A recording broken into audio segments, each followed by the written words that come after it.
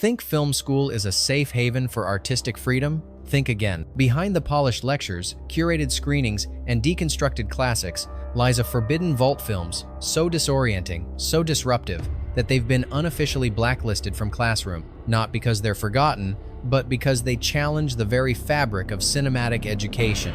These aren't your typical banned horror films. They weren't pulled by censors or politicians. They were quietly dismissed by professors, scratched out of syllabi, and condemned by scholars as anti-cinema. Some broke narrative form. Others dared to defy structure, genre, and decency. A few ignited classroom arguments so heated, departments refused to screen them again. You won't find these titles on your average film theory syllabus, but they exist, and their existence is an act of rebellion. So tonight, we unlock the archive of the unwelcome, the incomprehensible, the too messy to teach. These are the films that defy structure, provoke confusion, and refuse to be dissected under the cold lens of academia. Films that some students whisper about, but few have actually dared to watch. Are you ready to enter the syllabus of shadows? Let's dive right into the darkness. Hasson, Salo, or the 120 Days of Sodom, 1975. When horror becomes political, the classroom becomes a battlefield. Pier Paolo Pasolini's Salo is based on the Marquis de Sade's infamous work, but filtered through the lens of fascist Italy. What unfolds is a cold, calculated depiction of abuse, submission, and annihilation. Teens are imprisoned, humiliated, degraded. There is no metaphor, no escape, only obedience and obliteration. It has been banned in multiple countries. It's studied in some academic institutions, usually in philosophy or political science. But in film schools, it's radioactive. Professors fear it, not just because of its content, but because it can't be tamed. Screen it and you risk walkouts, complaints, outrage. Don't screen it and you risk intellectual cowardice. One professor called it the film that ends the conversation, and perhaps that's the point. Salo dares to show that cinema is capable of monstrosity, not metaphorical horror. Real, institutional, systemic horror, which is why many schools quietly strike it from the syllabus. Some films don't ask what you think, they ask what kind of person you are when you choose to keep watching. #2. Subconscious Cruelty, 2000. This isn't a movie, it's a psychological intrusion. Canadian experimental filmmaker Karim Hussein didn't just want to provoke, he wanted to assault the viewer. Subconscious Cruelty is a 4-part descent into the grotesque, religious mutilation, incestual birth, sexualized decay, and a final act that defies any moral compass. It's arthouse horror pushed into extremity, beyond narrative, beyond interpretation, beyond comfort. Screened only in underground circuits, the film gained notoriety for its visceral visuals and philosophical chaos. But in academia, it was banished almost immediately. Even avant-garde film programs refused to show it. Professors cited emotional volatility, interpretive instability, and pedagogical irrelevance. In simpler terms, no one wanted to be in the room with it. One report describes a grad seminar screening where 3 students left mid-film, and another asked if this was a psychological experiment. The professor never brought it up again, because when a film bypasses the brain and attacks the subconscious, analysis becomes meaningless. Some films aren't meant to be seen, they're meant to be remembered against your will. Raute 3, Begotten 1990. God disembowels himself on camera. That's the first 5 minutes. Shot in grainy, monochrome agony, Begotten is pure visual metaphor, dialogue-free, linearity-free, hope-free. A surreal journey through death, rebirth, ritual, and rot. It feels more like an artifact than a film. Every frame is degraded, every moment prolonged beyond endurance. Film students often discover it in whispers. Professors usually refuse to show it. Why? Because Begotten is less a film and more a religious provocation. It doesn't teach, it undoes. Try applying 3-act structure, try discussing character development, try explaining what just happened. One class reportedly erupted into debate over whether the film was brilliant or an act of nihilistic trolling. The professor never screened it again. Academia requires a certain degree of legibility. Begotten spits on that. Not all films are made to be understood. Some are made to be survived. #4.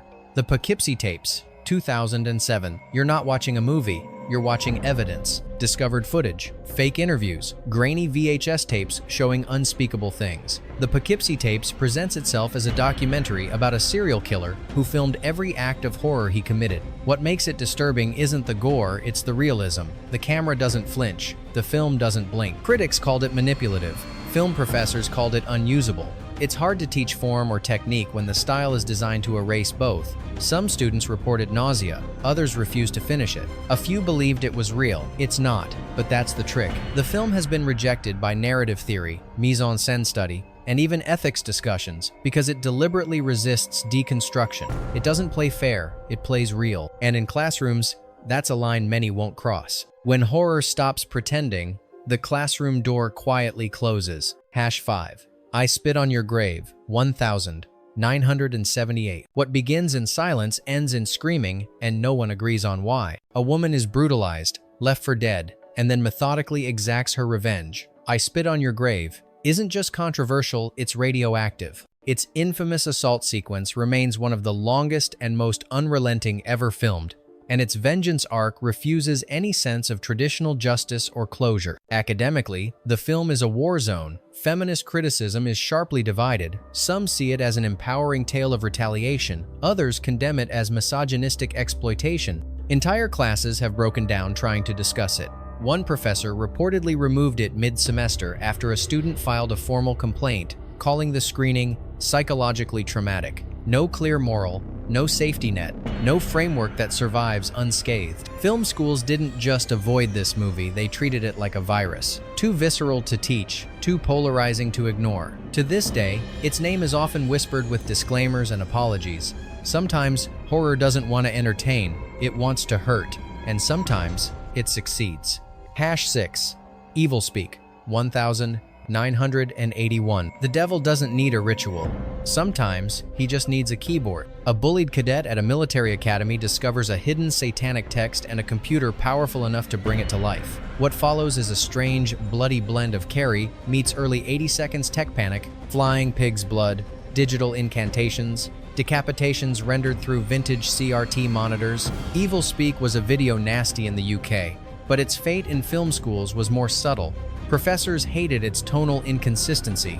One scene is high camp, the next, pure gore. Some instructors tried to show it in classes on genre hybridity until students asked a simple question: is this supposed to be satire or serious? No one had an answer. The result? Evil Speak was benched not for its satanic themes, but because it failed the academic clarity test. If you can't explain a film's intent, how can you teach it? Still, its cult has grown.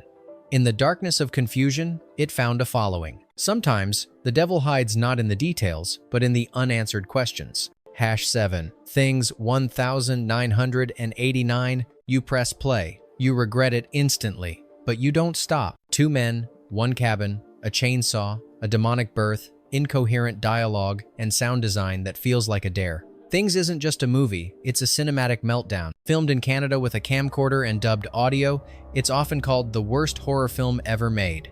But that label misses the point. This isn't incompetence, it's defiance. Every editing mistake, every nonsensical scene, every painful line delivery, it's all part of a film that dares to reject logic, coherence, and professionalism. When a few professors tried showing it as an example of outsider art, the experiment failed. Students laughed uncontrollably, others walked out. One class demanded a refund for the course unit. Since then, Things has been blacklisted from most academic settings not because it's bad, but because it breaks the unspoken rule of cinema education. Don't waste the audience's time. But that's exactly what Things does, and that's its power. Not all horror seeks to scare. Some just want to remind you that chaos is real. #8. House of Whipcord, 1974. Punishment without trial. Discipline without mercy. In an isolated British manor, young women are held captive by a former executioner and his deranged partner, running their own private correctional facility. House of Whipcord isn't just grim, it's punishing. Every frame exudes a cold, institutional cruelty. The walls are bare, the rules are arbitrary, the morality is twisted. While some consider it a hidden gem of British exploitation cinema, film schools didn't know what to do with it. The pacing is languid, the violence is both implicit and graphic, the messaging obscured by layers of irony and sadism. It wasn't clear whether the film was condemning authoritarianism or reveling in it. Criticism classes found it unusable. Feminist theory courses split down the middle. Some saw it as a warning against patriarchal control. Others called it torture porn disguised as art. One academic article even labeled it anti-analysis cinema. In the end, schools didn't ban it officially, they just pretended it didn't exist. Some films don't challenge your beliefs, they beat them into submission. #9. Ax M. 1992. What if a film doesn't just reject polish, but celebrates the lack of it? A group of friends, a weekend getaway, a killer in the woods. It sounds like a template, but Axum isn't just low budget. It feels like a film made in a different cinematic universe. Dialogue is nearly inaudible. Lighting is non-existent. Scenes are stitched together with the desperation of a student racing a deadline. But this wasn't a student film. It was an independent release that became infamous in black horror circles for both its cultural intent and cinematic chaos. And it created an impossible dilemma for film schools. How do you teach a film that breaks every technical standard, yet still carries cultural weight? Some professors attempted to show it in representation in horror courses. Most abandoned the idea. The chaos was too much. It didn't fit the lesson plan. It made students laugh when they were supposed to think. And that, to academics, was a cardinal sin. Sometimes, the worst-made films are also the most daring. And that's what scares the system. Hasson 0. Night Warning 1982, aka Butcher, Baker, Nightmare Maker. She loved him too much, and he never stood a chance. Billy Lynch is a teenager with a secretive, controlling aunt. As murders stack up and sexual tensions rise, Night Warning morphs into a twisted psychological trap. Part Oedipal nightmare, part queer-coded horror, part slasher, all deeply uncomfortable. The film blurs genres until they dissolve, and it confronts taboos that most movies sidestep entirely: incestuous obsession, gay panic, and violent repression. Susan Terrell's performance as Aunt Cheryl is unhinged brilliance, but too raw, too manic for the academic lens. In some film classes, students fought over whether the movie was homophobic or ahead of its time. Others claimed it weaponized trauma for shock value. Eventually, it became easier to not screen it at all. Despite winning accolades from underground critics, the film failed the academic test not because it lacked merit, but because it refused to behave. Some films don't want to be studied, they want to be unleashed. Hassanone. The Being. 1983. What if the monster isn't in the shadows, but in the screenplay itself? In the polluted wastelands of Idaho, people begin to vanish. A hulking, radioactive creature is to blame, or so we're told. The Being is less about plot and more about confusion, abrupt edits, missing transitions, and dialogue that feels like it was written by a committee in crisis. Directed by Jackie Kong, this film doesn't simply break cinematic rules, it ignores their existence. The camera lingers too long, then cuts too soon. The score swells for the wrong scenes. The creature design fluctuates mid-movie, but beneath the mess is a curiosity. A woman director crafting a monster flick in a genre and era dominated by men. Still, film instructors couldn't touch it. Analysis became impossible. Students couldn't identify an arc. Visual theory classes gave up. The film school consensus? It doesn't fit any model we teach. It wasn't screened, it wasn't cited, it was banished, not for being grotesque, but for being unclassifiable. Some horrors are born not from story, but from structure itself. Hasson 2. Demented. 1980. Revenge doesn't always follow logic, neither does trauma. Linda Rogers returns home after a brutal assault. Her mind fractured, her reality blurred, she becomes trapped between reliving her trauma and planning her vengeance. Demented dives deep into post-assault psychosis, but does so with a jagged blade, mixing exploitation and sincerity in ways that still spark outrage. At the time of release, Demented was largely ignored by mainstream critics, but in academic circles, it was radioactive. One director of a film department at a U.S. college allegedly banned the film outright from all discussions after a class debate spiraled into chaos. Feminist theory classes found it offensive. Genre theory couldn't reconcile its tone. It wasn't cathartic, wasn't clear, wasn't safe. More than one professor labeled it a failure in framing violence, a film that neither condemns nor condones, but simply exposes. And that ambiguity? Too volatile for a classroom. For film students, it was a ghost spoken of, never shown. A film that dared to depict trauma without narrative cleanup. No triumph, no justice, just the howling static of a broken mind. Some films don't ask to be understood, they ask to be endured. Hasson 3.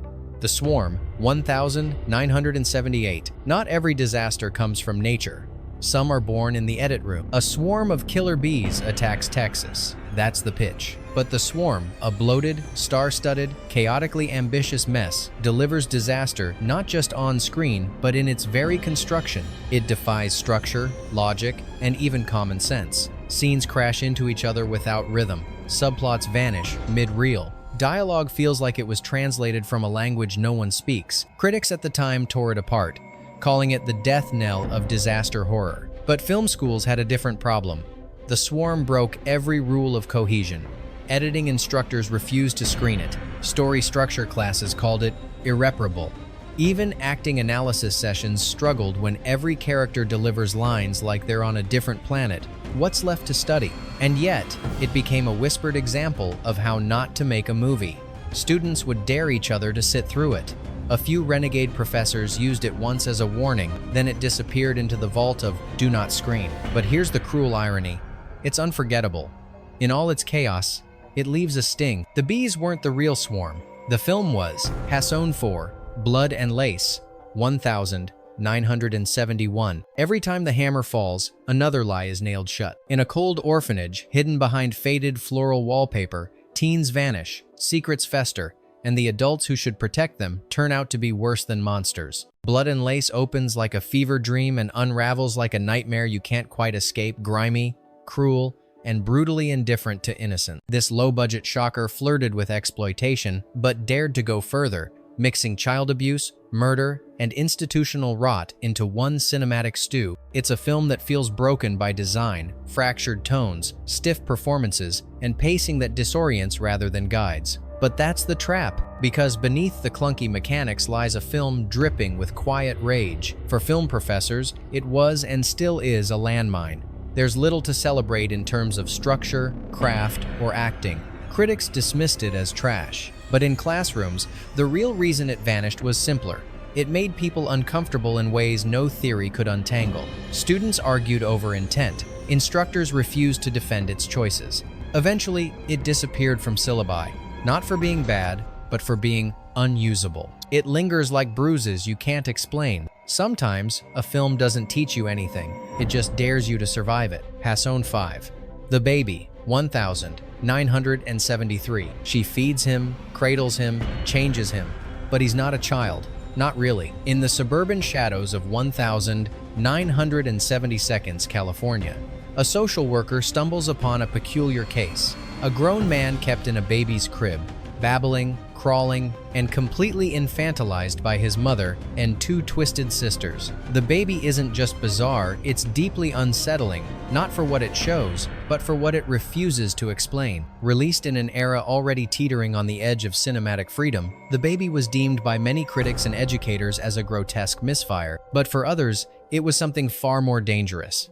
A challenge to narrative ethics and viewer complicity. There's no clear villain, no traditional catharsis, just layers of uncomfortable silence and maternal obsession that leave the audience squirming long after the credits roll. For film schools, this movie was a dead end. Professors found it nearly impossible to categorize or deconstruct.